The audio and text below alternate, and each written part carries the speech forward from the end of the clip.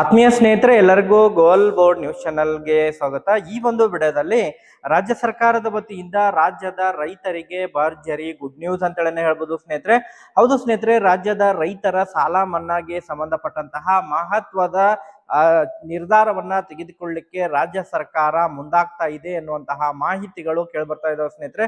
ಕಳೆದ ಸುಮಾರು ಒಂದು ವಾರದಿಂದನೂ ಕೂಡ ರಾಜ್ಯದಲ್ಲಿ ಸಾಲ ಮನ್ನಾಗೆ ಸಂಬಂಧಪಟ್ಟಂತಹ ಅನೇಕ ವಿಚಾರಗಳು ಸದ್ದು ಮಾಡ್ತಾ ಇದೆ ಸ್ನೇಹಿತರೆ. ಯಾಕಂತ ಹೇಳಿದ್ರೆ ಕಳೆದ 3 ವರ್ಷಗಳಿಂದನೂ ಕೂಡ ರಾಜ್ಯದ ರೈತರು ಏನು ಸಂಕಷ್ಟವನ್ನ ಎದುರಿಸ್ತಾ ಇದ್ದಾರೆ ಸ್ನೇಹಿತರೆ. ಬೆಳೆ ಹಾನಿಯಿಂದಾಗಿ ರೈತರು ಸಂಕಷ್ಟವನ್ನ ಎದುರಿಸುವಂತಹ ಪರಿಸ್ಥಿತಿ ಉಂಟಾಗಿತ್ತು ಸ್ನೇಹಿತರೆ. ಅದರ ಜೊತೆಗೆ ಈ ವರ್ಷನೂ ಕೂಡ ಬರಗಾಲದಂತಹ ಪರಿಸ್ಥಿತಿ ಉಂಟಾಗಿದೆ ಸ್ನೇಹಿತರೆ. ಏನು ಮುಂಗಾರು ಕೂಡ ಕೈ ಕೊಟ್ಟಿದ್ದು, ರೈತರು ಬೆಳೆದಿರುವಂತಹ ಬಹಳಷ್ಟು ಕಡೆ ಬಿತ್ತನೆ ಮಾಡಿದ್ರು ಕೂಡ ಬೀಜಗಳು ಬೆಳೆ ಬೆಳವಣಿಗೆ ಆಗ್ಲಿಕ್ಕೆ ಸಾಧ್ಯ ಆಗದಂತಹ ಪರಿಸ್ಥಿತಿ ಉಂಟಾಗಿದೆ ಸ್ನೇಹಿತರೆ. ಒಟ್ಟಾರೆಯಾಗಿ ರೈತರಿಗೆ ಸಂಬಂಧಪಟ್ಟಂತೆ ಸಣ್ಣ ರೈತರಿಗೆ ನೆರವಾಗುವಂತಹ ನಿಟ್ಟಿನಲ್ಲಿ ರಾಜ್ಯ ಸರ್ಕಾರ ಸಾಲ ಮನ್ನಾಗಿ ಕೂಡ ರೈತರು ಈಗಾಗಲೇ ಒತ್ತಾಯವನ್ನ ಮಾಡ್ತಾ ಇದ್ರು. ಅನೇಕ ರೈತ ಪರ ಸಂಘಟನೆಗಳಿಂದನೂ ಕೂಡ ನಿರಂತರವಾಗಿ ರೈತರ ಸಾಲ ಮನ್ನಾ ಮಾಡಬೇಕು ಎನ್ನುವಂತಹ ಕೂಗುಗಳು ಕೂಡ ಏನು ಕೇಳಿಬರ್ತಾ ಇತ್ತು ಸ್ನೇಹಿತರೆ.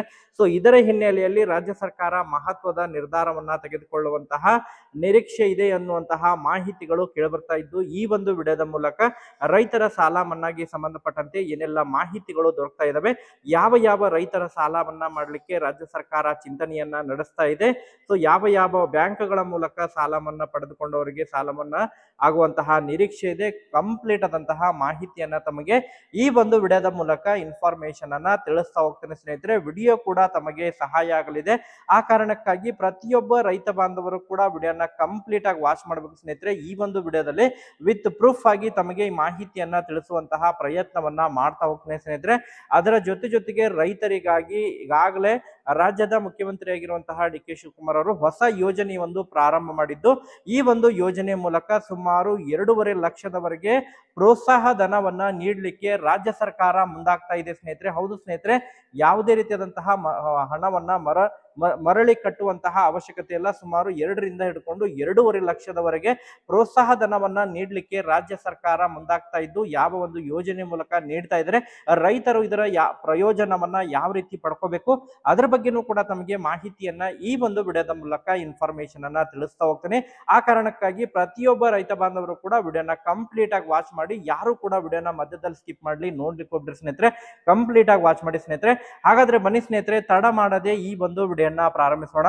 ಹೌದು ಸ್ನೇಹಿತರೆ, ಈಗಾಗಲೇ ರಾಜ್ಯದ ರೈತರು ಸಂಕಷ್ಟದಲ್ಲಿ ಇದ್ದಾರೆ ಸ್ನೇಹಿತರೆ. ಯಾಕಂತ ಹೇಳಿದ್ರೆ ಕಳೆದ ಸುಮಾರು 3 ವರ್ಷಗಳಿಂದನೂ ಕೂಡ ರೈತರು ಬೆಳೆದಿರುವಂತಹ ಬೆಳೆಗಳು ಸಂಪೂರ್ಣವಾಗಿ ಬೆಳೆ ಹಾನಿಯಾಗಿ ಏನು ನಾಶವಾಗಿದ್ದು ಸ್ನೇಹಿತರೆ. ಕಳೆದ ವರ್ಷನೂ ಕೂಡ ಉತ್ತರ ಕರ್ನಾಟಕ ಭಾಗದ ಜಿಲ್ಲೆಗಳಿಗೆ ಅಂತ ಹೇಳಿದ್ರೆ ಬೀದರ್ ಜಿಲ್ಲೆ ಆಗಿರ್ಬೋದು, ರಾಯಚೂರು ಜಿಲ್ಲೆ ಆಗಿರ್ಬೋದು, ಕಲಬುರಗಿ ಜಿಲ್ಲೆ ಆಗಿರ್ಬೋದು, ಸುಮಾರು 3.5 ಲಕ್ಷ ಹೆಕ್ಟೇರ್ ಜಮೀನು ಏನು ಬೆಳೆ ಹಾನಿಗೆ ಒಳಗಾಗಿತ್ತು ಸ್ನೇಹಿತರೆ. ಆ ಒಂದು ಹಿನ್ನೆಲೆಯಲ್ಲಿ ರಾಜ್ಯ ಸರ್ಕಾರ ನೆರವಿಗೆ ಬಂದು ಬೆಳೆ ಹಾನಿ ಪರಿಹಾರವನ್ನ ಕೂಡ ಏನು ನೀಡಿದ್ದು ಸ್ನೇಹಿತರೆ. ಆದ್ರೆ ಬೆಳೆ ಹಾನಿ ಪರಿಹಾರದಿಂದ ಏನು ರೈತರಿಗೆ ಅಷ್ಟು ಪ್ರಮಾಣದಲ್ಲಿ ಲಾಭ ಉಂಟಾಗಿಲ್ಲ ಸ್ನೇಹಿತರೆ.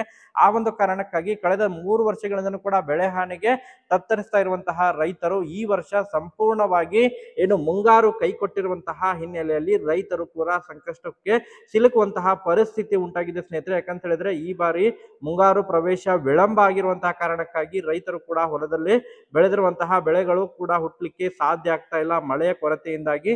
ಒಟ್ಟಾರೆಯಾಗಿ ರೈತರಿಗೆ ನೆರವಾಗಬೇಕು ಅನ್ನುವಂತಹ ಉದ್ದೇಶದಿಂದ ಅನೇಕ ರೈತ ಪರ ಸಂಘಟನೆಗಳು ಕಳೆದ ಸುಮಾರು ಒಂದು ವಾರದಿಂದನೂ ಕೂಡ ರಾಜ್ಯ ಸರ್ಕಾರಕ್ಕೆ ಒತ್ತಾಯವನ್ನ ಮಾಡ್ತಾನೆ ಬರ್ತಾ ಇದ್ದಾರೆ ಸ್ನೇಹಿತರೆ. ಹೌದು ಸ್ನೇಹಿತರೆ, ರೈತರು ಪಡೆದುಕೊಂಡಿರುವಂತಹ ಸಹಕಾರಿ ಬ್ಯಾಂಕ್ಗಳಾಗಿರ್ಬೋದು, ಸೊಸೈಟಿಗಳಾಗಿರ್ಬೋದು, ಆ ಒಂದು ಬ್ಯಾಂಕ್ಗಳಲ್ಲಿ ಪಡೆದುಕೊಂಡಿರುವಂತಹ ಸಾಲವನ್ನ, ರೈತರ ಸಾಲವನ್ನ ಸಂಪೂರ್ಣವಾಗಿ ಮನ್ನಾ ಮಾಡಬೇಕು ಎನ್ನುವಂತಹ ಪಟ್ಟನ್ನ ಹಿಡಿದುಕೊಂಡು ಕುಂತಿದ್ದಾರೆ ಸ್ನೇಹಿತರೆ. ನಿರಂತರವಾಗಿ ನಿನ್ನೆನೂ ಕೂಡ ಧಾರವಾಡದಲ್ಲಿ ಪ್ರತಿಭಟನೆಗಳು ನಡೆದಿದ್ದಾವೆ. ರಾಜ್ಯದ ಅನೇಕ ಜಿಲ್ಲೆಗಳಲ್ಲಿ ಪ್ರತಿಭಟನೆಗಳನ್ನ ಮಾಡೋದ್ರ ಮೂಲಕ ಗಮನ ಸೆಳೆಯುವಂತಹ ಕೆಲಸಗಳನ್ನ ಈಗಾಗಲೇ ರೈತ ಪರ ಸಂಘಟನೆಗಳು ಮಾಡ್ತಾನೆ ಬರ್ತಾ ಇದ್ದಾರೆ ಸ್ನೇಹಿತರೆ.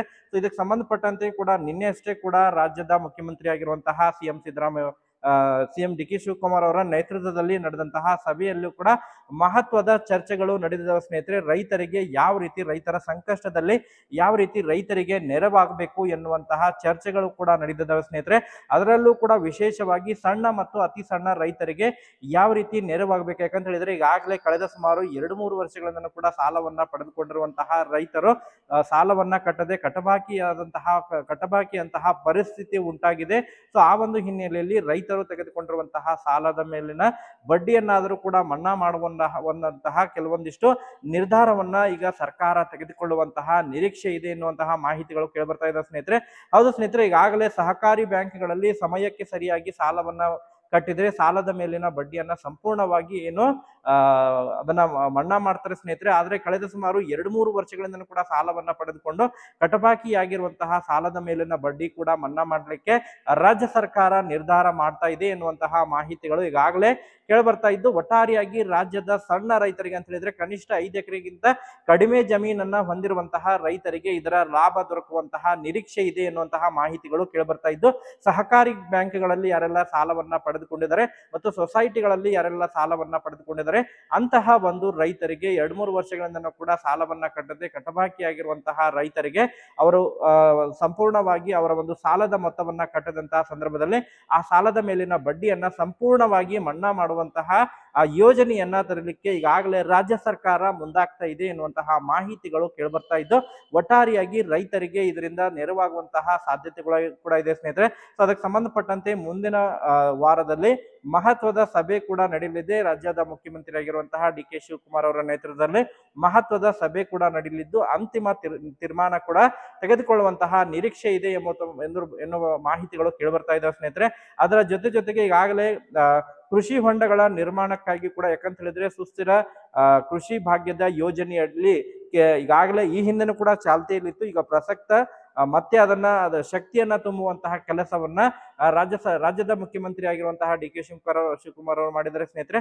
ಹೌದು ಸ್ನೇಹಿತರೆ, ಈ ಒಂದು ರೈತ ಶಕ್ತಿ ಯೋಜನೆಗೆ ಸಂಬಂಧಪಟ್ಟಂತೆ ಕೃಷಿ ಹೊಂಡ ನಿರ್ಮಾಣಕ್ಕಾಗಿ ಸುಮಾರು 2.5 ಲಕ್ಷದವರೆಗೆ ಪ್ರೋತ್ಸಾಹ ಧನವನ್ನ ನೀಡಲಿಕ್ಕೆ ಈಗಾಗಲೇ ರೈತರಿಗೆ ಸಹಾಯವನ್ನ ಮಾಡ್ತಾ ಇದ್ದು, ಸುಮಾರು ಇದಕ್ಕೆ 320 ಕೋಟಿ ಪರಿಹಾರವನ್ನ ತೆಗೆದಿಡಲಾಗಿದೆ ಎನ್ನುವಂತಹ ಮಾಹಿತಿಗಳು ಕೇಳಿಬರ್ತಾ ಇದ್ದು, ಇದರ ಲಾಭವನ್ನ ಕೂಡ ರೈತರು ಪಡ್ಕೋಬಹುದಾಗಿದೆ ಸ್ನೇಹಿತರೆ. ಕೃಷಿ ಹೊಂಡ ನಿರ್ಮಾಣಕ್ಕಾಗಿ ರೈತರಿಗೆ ಸುಮಾರು 2ರಿಂದ ಹಿಡ್ಕೊಂಡು 2.5 ಲಕ್ಷದವರೆಗೆ ಈ ಒಂದು ಪ್ರೋತ್ಸಾಹ ಧನವನ್ನ ನೀಡಲಿಕ್ಕೆ ರಾಜ್ಯ ಸರ್ಕಾರ ಮುಂದಾಗ್ತಾ ಇದೆ ಸ್ನೇಹಿತರೆ. ಅದರ ಜೊತೆಗೆ ತಮ್ಮ ತೋಟದ ಮನೆ ನಿರ್ಮಾಣಕ್ಕಾಗಿ ಕೂಡ ಸುಮಾರು 3 ಲಕ್ಷದವರೆಗೆ ಪ್ರೋತ್ಸಾಹ ಧನವನ್ನ ನೀಡಲಿದ್ದಾರೆ. ಅದರಲ್ಲಿ 1.5 ಲಕ್ಷದವರೆಗೆ ಸಾಲವನ್ನ ರೂಪದಲ್ಲಿ ಮತ್ತು ಇನ್ನಿತರೆ 1.5 ಲಕ್ಷವನ್ನ ಸಬ್ಸಿಡಿ ಮೂಲದಲ್ಲಿ ಅದನ್ನ ಪ್ರೋತ್ಸಾಹ ರೂಪದಲ್ಲಿ ನೀಡುವಂತಹ ಕೆಲಸ ಕಾರ್ಯಗಳು ಕೂಡ ನಡೀತಾ ಇದಾವೆ ಸ್ನೇಹಿತರೆ. ಆದಷ್ಟು ಶೀಘ್ರದಲ್ಲಿ ರೈತರು ಅದನ್ನ ಅರ್ಜಿಯನ್ನ ಸಲ್ಲಿಸುವುದರ ಮೂಲಕ ತಾವು ಅದರ ಒಂದು ಲಾಭವನ್ನ ಪಡ್ಕೊಡ್ರಿ ಸ್ನೇಹಿತರೆ. ಸೊ ಒಟ್ಟಾರೆಯಾಗಿ ಮುಂದಿನ